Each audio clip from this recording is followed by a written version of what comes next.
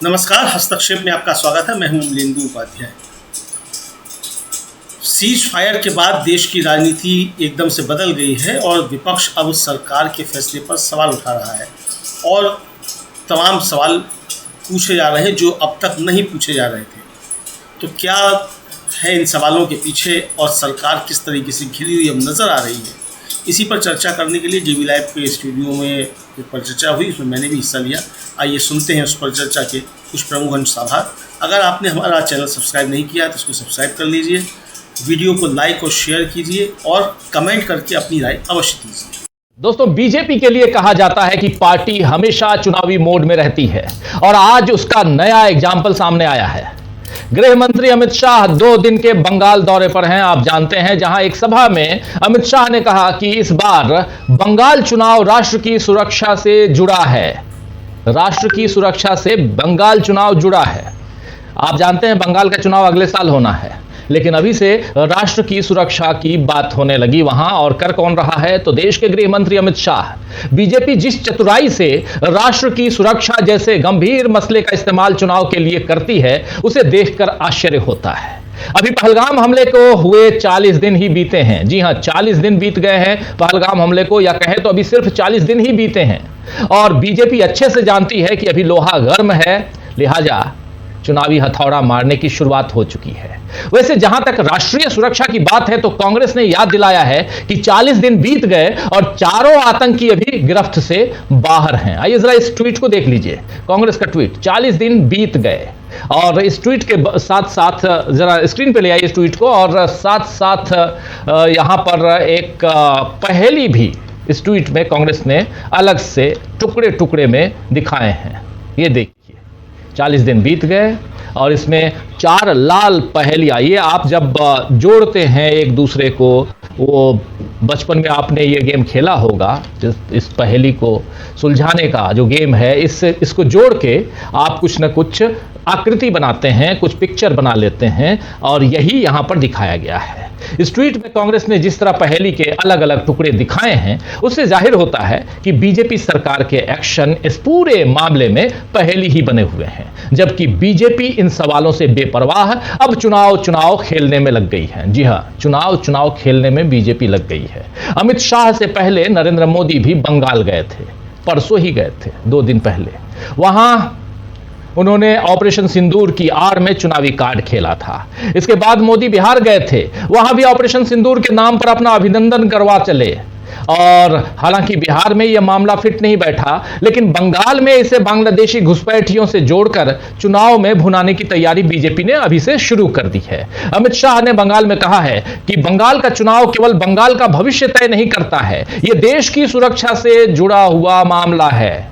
बंगाल में घुसपैठ टीएमसी नहीं बल्कि कमल ही रोक सकता है। आइए घुसपैठ की बात होने लगी। यहां इतना ही नहीं, आगे कहते हैं अमित शाह कि दीदी ने घुसपैठियों के लिए बॉर्डर की सीमाएं खोल दी हैं। तो देश के गृह मंत्री ये बात कह रहे हैं। गृह मंत्री का काम क्या है? रक्षा मंत्री, गृह मंत्री, ये सब ऐसे पद हैं जहां देश की सुरक्षा की बात आती है, और गृह मंत्री कह रहे हैं कि दीदी ने बॉर्डर खोल दिए हैं, सीमाएं खोल दी हैं। तो इसका मतलब क्या है? मतलब यह है कि आप दिल्ली में बैठकर अमित शाह जी कर क्या रहे हैं? अमित शाह ऐसा कहकर एक तरह से ममता बनर्जी की देशभक्ति पर भी सवाल उठा रहे हैं, लेकिन साथ ही अपने लिए भी कटघरा तैयार कर रहे हैं कि अगर देश की सीमा सुरक्षित नहीं है तो फिर बतौर गृह मंत्री आप क्या कर रहे हैं? आपको याद होगा कि झारखंड में भी बांग्लादेशी घुसपैठियों का मुद्दा बीजेपी ने खड़ा किया था, लेकिन उसे सफलता नहीं मिली। अब पश्चिम बंगाल में भी बीजेपी यही कर रही है। खैर, पश्चिम बंगाल चुनाव में तो अभी वक्त है, मगर सामने बिहार का चुनाव है जिसमें बीजेपी फंस रही है, क्योंकि एक तरफ चिराग पासवान और दूसरी तरफ नीतीश कुमार खेल कर रहे हैं। चिराग पासवान ने आज बाकायदा घोषणा कर दी है कि वो विधानसभा चुनाव लड़ेंगे, बिहार का विधानसभा चुनाव। उनके बहनोई अरुण भारती, जी हां, ये चिराग पासवान के बहनोई हैं, अरुण भारती, उनका दावा है कि चिराग पूरे बिहार में नेतृत्व के लिए तैयार हैं। मतलब वो सीधे, चिराग पासवान सीधे चुनौती दे रहे हैं नीतीश कुमार को। नीतीश कुमार जिस एनडीए के सदस्य हैं, उसी एनडीए के सदस्य चिराग पासवान भी हैं। तो क्या यहां एनडीए में ही फूट पड़ गई है या फूट पड़ने वाली है? इस पर भी बात करेंगे, विचार करेंगे। वहीं यह भी कहा गया है कि चिराग आरक्षित नहीं, यानी रिजर्व सीट से नहीं लड़ेंगे, बल्कि जनरल सीट से लड़ेंगे, यानी सामान्य सीट से चुनाव लड़कर चिराग बताएंगे कि वो एक समुदाय के नहीं हैं बल्कि वो सबके नेता हैं। इधर नीतीश कुमार ने भी अल्पसंख्यक और उच्च जाति के बाद अब मछुआरा, महादलित और अनुसूचित आयोग का गठन किया है, जिसके जरिए नीतीश जातिगत समीकरण साध रहे हैं। अनुसूचित जाति आयोग में तो उन्होंने रामविलास पासवान के दामाद, जो पहली पत्नी से हैं, मृणाल पासवान को अध्यक्ष और जीतन राम मांझी के दामाद देवेंद्र मांझी को उपाध्यक्ष बनाकर अपने इन विरोधियों को भी साध लिया है। बिहार की इस चुनावी उठापटक में अब तेज प्रताप यादव की चर्चा भी खूब हो रही है। आप जानते हैं कि तेज प्रताप यादव को कुछ दिन पहले उनके ही एक ट्वीट और कुछ फोटो के कारण उनके पिताजी यानी लालू प्रसाद यादव ने उनको घर से और पार्टी से बेदखल कर दिया था, बाहर निकाल दिया था। 6 साल के लिए पार्टी से निकाल दिए गए, लेकिन बाहर कर देने के बाद उन्होंने पहले अपने माता पिता के लिए भावुक संदेश लिखा और अब भाई तेजस्वी यादव के लिए बड़ी बात कही है।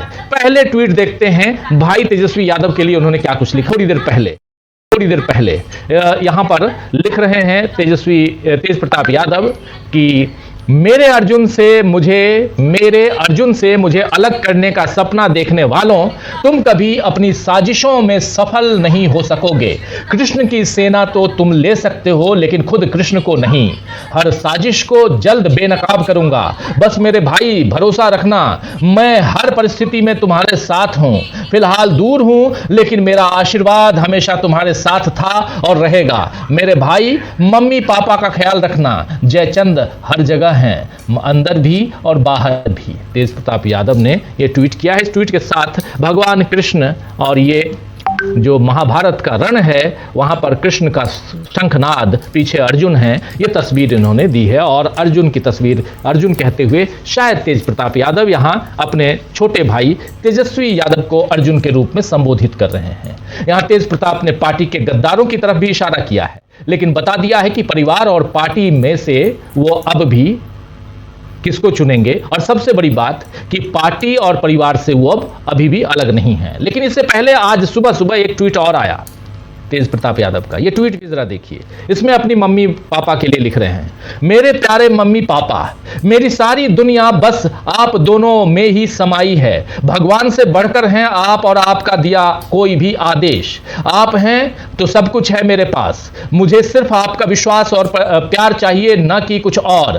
पापा, आप नहीं होते तो ना ये पार्टी होती और ना मेरे साथ राजनीति करने वाले कुछ जयचंद जैसे लालची लोग। बस मम्मी पापा आप दोनों स्वस्थ और खुश रहें हमेशा। तेज प्रताप यादव। ये आज पहला ट्वीट, उसके बाद भाई के लिए, मम्मी पापा के बाद भाई के लिए ट्वीट। जयचंद लेकिन कौन है, सोचना पड़ेगा। चुनाव की इन तमाम हलचलों के बीच ऑपरेशन सिंदूर को लेकर अब भी कई सवाल कायम हैं दोस्तों। और कल आपने देख लिया कि CDS, chief of defence staff के जवाब के बाद, यानी जनरल अनिल चौहान के जवाब के बाद, तो इस पर और भी सवाल उठ रहे हैं। जवाब उन्होंने क्या दिया था? सवाल उनसे पूछा गया कि क्या भारत और पाकिस्तान के संघर्ष के बीच भारत का कोई जेट फाइटर विमान जो है वो गिरा था।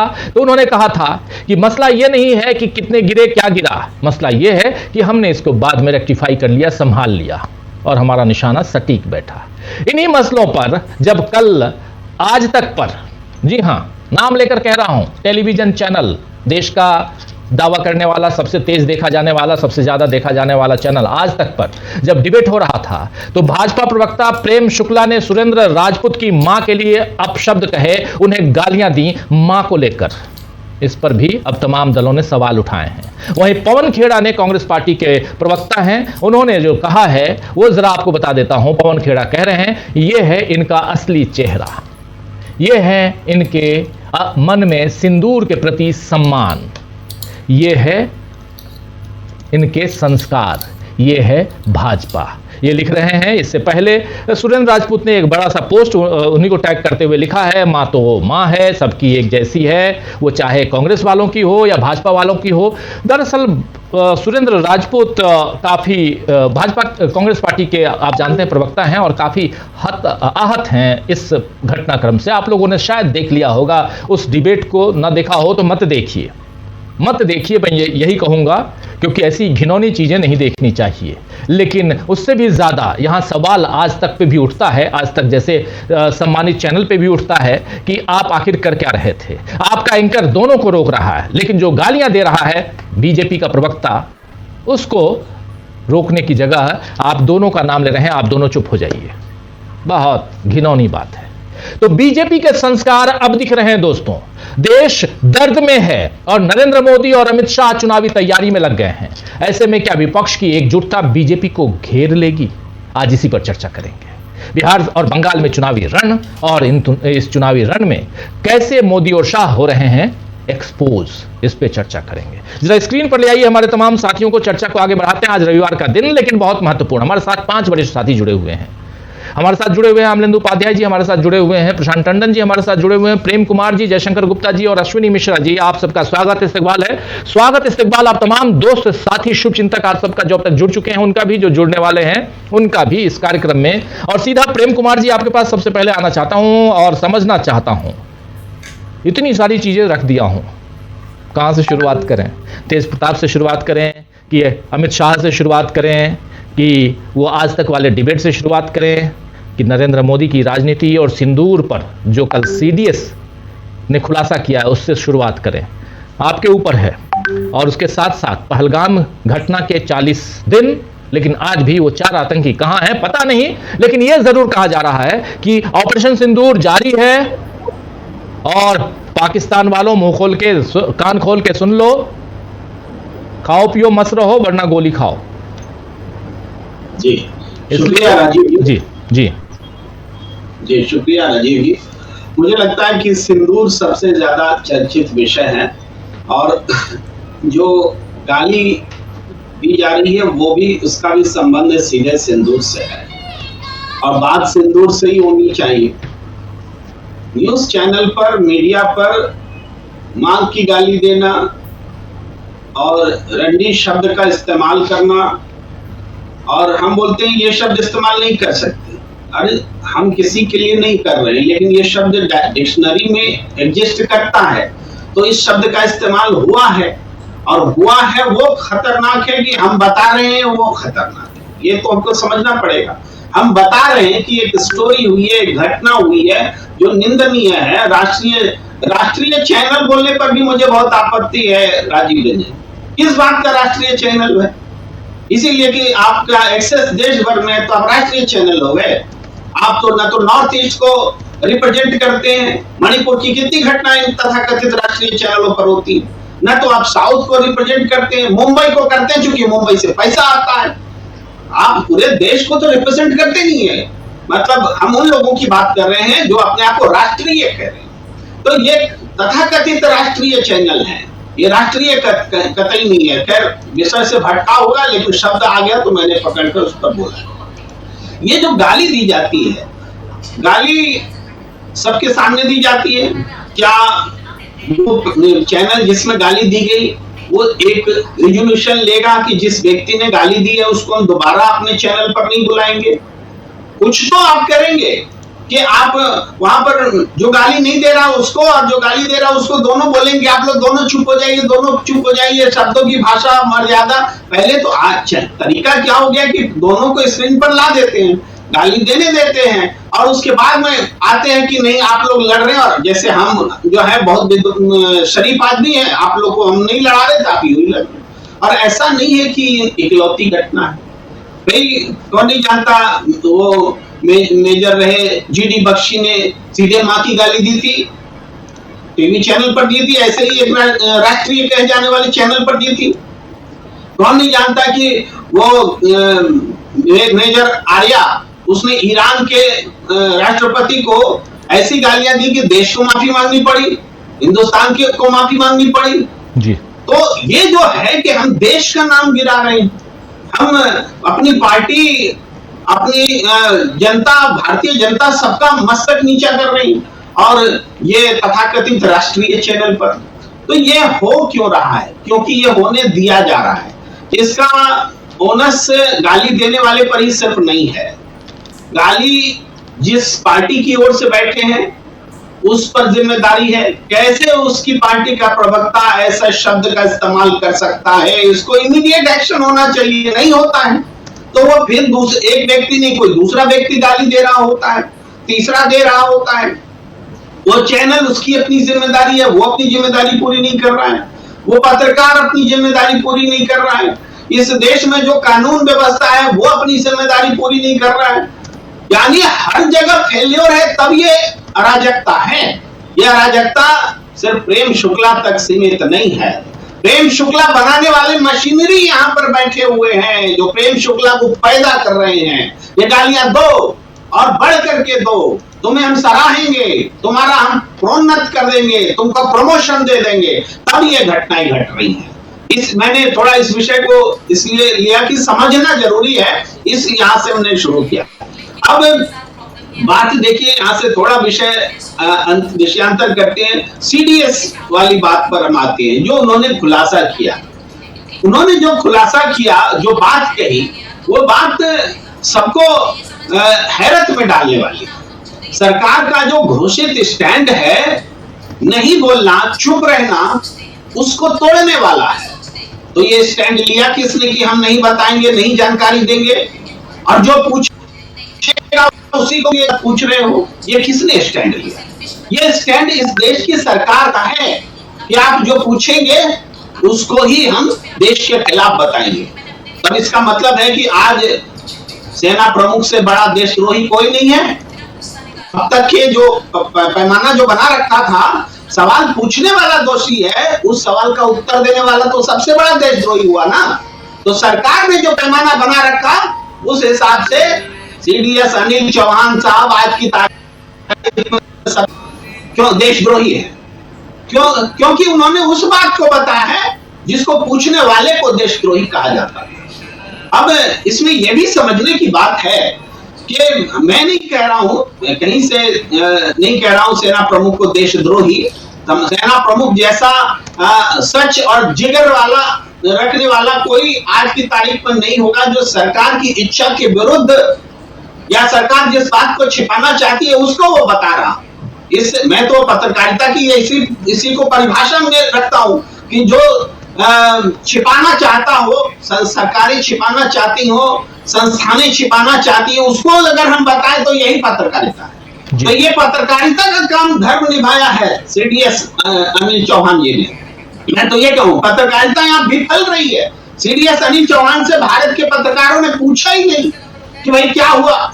उनसे पूछा विदेश के पत्रकारों ने, तो उन्होंने विदेश के मीडिया को जवाब दिया। हिंदुस्तान के पत्रकारों ने तो पूछा ही नहीं कि आप ये बताइए, पाकिस्तान में दुनिया में आवाज उठ रही है, हमने किस तरह से रिएक्ट किया, क्या हमारे विमान गिरे, या ये क्यों गिरे, जो कांग्रेस आरोप लगा रही है, राहुल गांधी आरोप लगा रहे हैं कि एस जयशंकर जी ने लीक किया था हमारा ऑपरेशन लीक, इस वजह से क्या हमारे विमान गिराए गए, इस वजह से क्या आतंकी भाग निकले, बच निकले, इस वजह से क्या हमारे जवान मारे गए, बॉर्डर पर हमें नुकसान हुआ। तो इसका जवाब देश मांग रहा था, कांग्रेस की मांग रही थी। तो ये इसका एक हिस्सा जो है जवाब के तौर पर सीडीएस ने देश के सामने रखा। अब तो ये या तो सेना प्रमुख देशद्रोही है या तो सरकार देशद्रोही है। ये यहाँ पर बात आ गई है। सेना प्रमुख जो बता रहे हैं उनको नहीं बताना चाहिए, या देश सरकार जिसको छिपा रही है उनको नहीं छिपाना चाहिए।